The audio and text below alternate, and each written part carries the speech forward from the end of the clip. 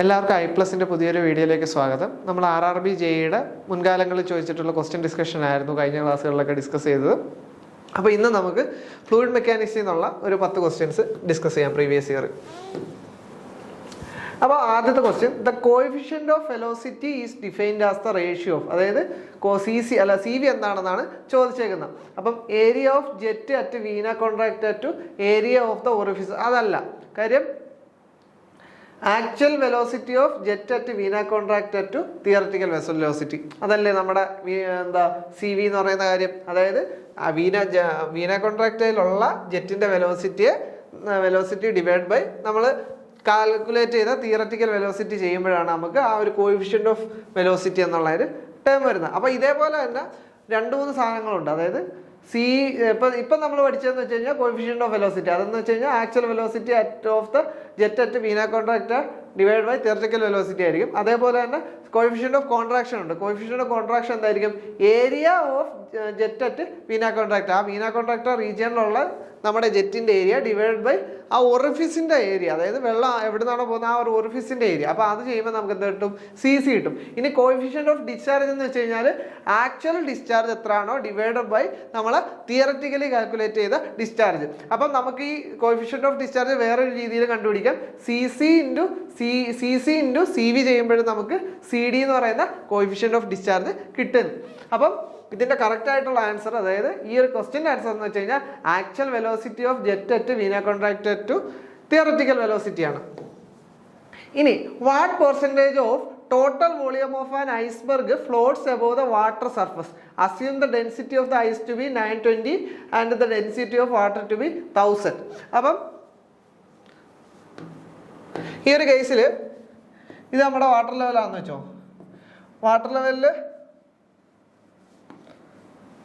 ഇത് നമ്മുടെ ഐസ് പൊങ്ങിക്കിടക്കുകയാണ്. ഈ ഐസിന്റെ ഐസ് പൊങ്ങിക്കിടക്കുകയാണ്. അപ്പം ഈ ഒരു ഐസ് ക്യൂബിന്റെ വെയിറ്റിന് ഈക്വൽ ആയിരിക്കും നമ്മുടെ തിരിച്ചുള്ള ഫ്ലൂയിഡിൽ നിന്ന് കൊടുക്കുന്ന പ്രഷർ. അപ്പോൾ ആ ഒരു ഇക്വിലിബ്രിയം നമ്മൾ ഇവിടെ അപ്ലൈ ചെയ്യുകയാണെങ്കിൽ ഈ ഐസിന്റെ വോളിയം V ആണെന്ന് വെച്ചോ. ടോട്ടൽ വോളിയം V ആണെങ്കിൽ velocity volume of ice cube, volume of ice into density of ice into G, ഇതായിരിക്കും ടോട്ടൽ ഐസിന്റെ വെയിറ്റ്. അതായത് വോളിയം ഇൻറ്റു ഡെൻസിറ്റി ചെയ്യുമ്പോൾ മാസ് കിട്ടി, അതിന്റെ മാസ് ഇൻറ്റു G ചെയ്യുമ്പോൾ എനിക്ക് വെയിറ്റ് കിട്ടി.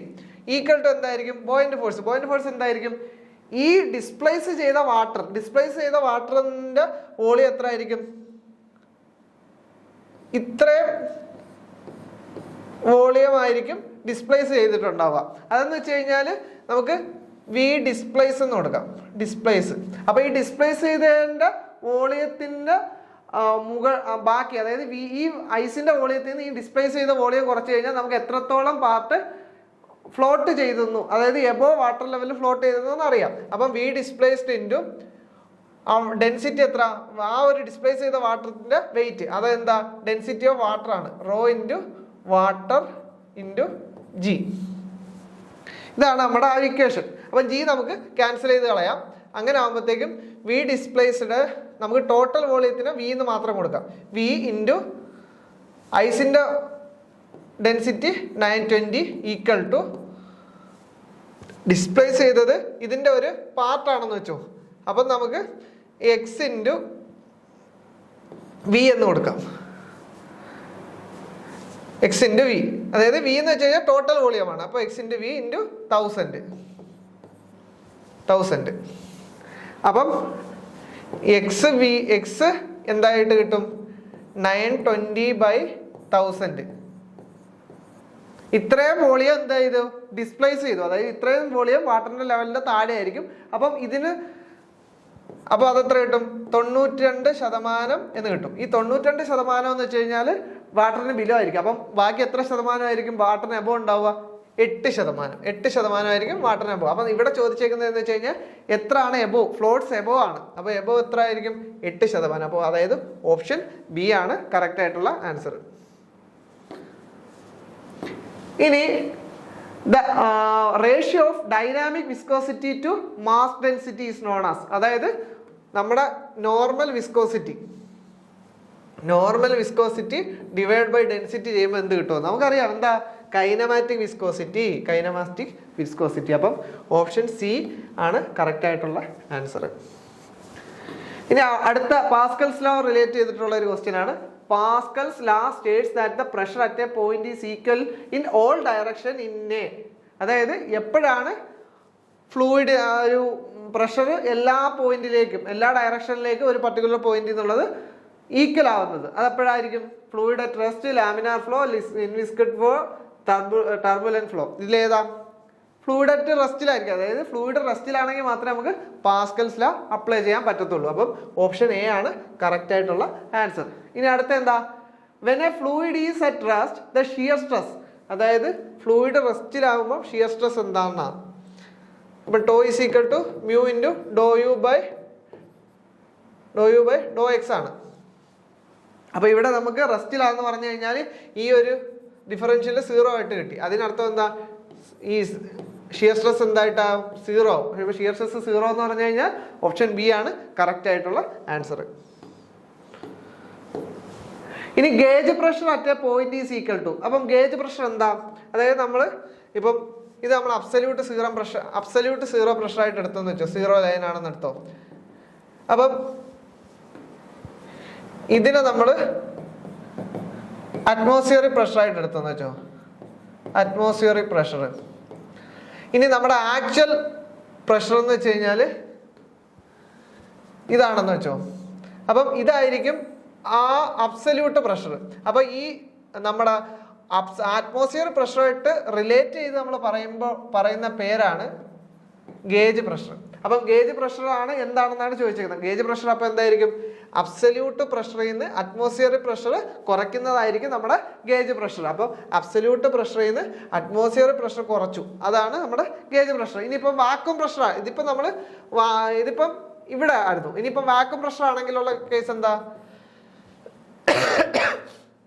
അപ്പോഴും ഈ ഒരു അബ്സല്യൂട്ട് പ്രഷറിൽ നിന്ന് നമ്മുടെ അറ്റ്മോസ്ഫിയറിക് പ്രഷർ കുറയ്ക്കുന്നതായിരിക്കും ഗേജ് പ്രഷർ. അപ്പോൾ ഓപ്ഷൻ ബി ആയിരിക്കും കറക്റ്റ് ആയിട്ടുള്ള ആൻസർ. ഇനി ഏഴാമത്തെ question. The imaginary line drawn in the fluid such a way that the tangent to any point gives the direction of motion at that point. അത് എന്താ? നമുക്ക് അറിയാം. Street line ആണോ, stream line ആണോ, path line ആണോ, potential line ആണോ? നമുക്കറിയാം stream line ആയിരിക്കും. കാര്യം എന്ന് വെച്ച് കഴിഞ്ഞാൽ ഒരു പർട്ടിക്കുലർ ലൈനിന്റെ ഒരു പോയിന്റിൽ ടാൻജന്റ് വരച്ചു കഴിഞ്ഞാൽ അതിന്റെ വെലോസിറ്റിയും കിട്ടും, അതിന്റെ ഡയറക്ഷൻ ഓഫ് മോഷനും കിട്ടും ആ ഒരു പർട്ടിക്കുലർ പോയിന്റിൽ. അത് ഏതായിരിക്കും? സ്ട്രീം ലൈൻ ആയിരിക്കും. അപ്പോൾ ഓപ്ഷൻ ബി ആണ് കറക്റ്റ് ആയിട്ടുള്ള ആൻസർ. ഇനി അടുത്ത question. Continuity equation can take the form. അതായത് കണ്ടിന്യൂറ്റി ഇക്വേഷൻ ഏതാണെന്നാണ് ചോദിച്ചേക്കുന്നത്. അപ്പം നമുക്കറിയാം കണ്ടിന്യൂറ്റി ഇക്വേഷൻ എന്താ? A1 V1 = A2 V2 ആയിരിക്കും. അപ്പം ആ ഒരു പർട്ടിക്കുലർ ഓപ്ഷൻ ഏതാണ്? ഓപ്ഷൻ ഡി ആണ്. പക്ഷെ ഇവിടെ ρ1 A1 V1 എന്നായിരുന്നെങ്കിൽ സെയിം ആണ്. പക്ഷെ ഇവിടുത്തെ പി എന്ന് വെച്ച് കഴിഞ്ഞാൽ പ്രഷറാണ്. അതുകൊണ്ടാണ് ഈ ഒരു ഓപ്ഷൻ തെറ്റിപ്പോയത്. അപ്പോൾ കറക്റ്റ് ആയിട്ടുള്ള ഓപ്ഷൻ എന്ന് വെച്ച് കഴിഞ്ഞാൽ A1 V1 = A2 V2. ഇനി A positive displacement pump has an overall efficiency of 88% and volumetric efficiency 92%. What is the mechanical efficiency? അപ്പോൾ മെക്കാനിക്കൽ എഫിഷ്യൻസി ആണ് ചോദിച്ചേക്കുന്നത്. അപ്പോൾ ഓവറോൾ എഫിഷ്യൻസിയുടെ ഫോർമുല എന്താ? Overall efficiency = volumetric efficiency into mechanical efficiency. അപ്പം 88 = 92 into mechanical efficiency. അതായത് 88/92 ആയിരിക്കും നമ്മുടെ mechanical efficiency. അപ്പോൾ ആ ഒരു ഓപ്ഷൻസിലേക്ക് നോക്കുമ്പോൾ ഈ 88/92 ഒരിക്കലും 40 വരത്തില്ല, 4.38 വരത്തില്ല. അപ്പോൾ ഏറ്റവും അടുത്തുള്ള ആൻസർ എന്തായിരിക്കും? 95.68 ആയിരിക്കും. അപ്പോൾ ഓപ്ഷൻ ഡി ആയിരിക്കും കറക്റ്റ് ആയിട്ടുള്ള ആൻസർ. ഇനി അടുത്ത Bernoulli's theorem deals with the principle of conservation of. എന്തിന്റെ കൺസർവേഷൻ ആണ് നമ്മൾ ബെർണോളിസ് തിയറത്തിൽ പറയുന്നത്? ഏതാണ്? മൊമെന്റ് ആണോ, അതോ ഫോഴ്സ് ആണോ, മാസ് ആണോ, അതോ എനർജി ആണോ? നമുക്കറിയാം പ്രിൻസിപ്പിൾ ഓഫ് കൺസർവേഷൻ ഓഫ് എനർജിയാണ്. അപ്പോൾ ബെർണോളിസ് ഇക്വേഷൻ എന്ന് പറയുമ്പോഴത്തേക്കും P/ρg + V²/2g + Z = കോൺസ്റ്റന്റ്. അപ്പോൾ നമ്മൾ ആ എനർജിയാണ് അവിടെ കൺസർവ് ചെയ്ത് വെച്ചേക്കുന്നത്. അപ്പോൾ ഓപ്ഷൻ ഡി ആണ് കറക്റ്റ് ആയിട്ടുള്ള ആൻസർ. അപ്പോൾ ഇതോടുകൂടി നമ്മൾ ഫ്ലൂയിഡ് മെക്കാനിക്സ് റിലേറ്റഡ് ചെയ്തിട്ടുള്ള ഒരു 10 ക്വസ്റ്റ്യൻ ഡിസ്കസ് ചെയ്തു. അപ്പോൾ മറ്റൊരു ടോപ്പിക്കിൻ്റെ ക്വസ്റ്റ്യൻ ഡിസ്കഷനുമായിട്ട് നമുക്ക് മുന്നോട്ട് കണ്ടുമുട്ടാം. അതുവരെ താങ്ക് യു.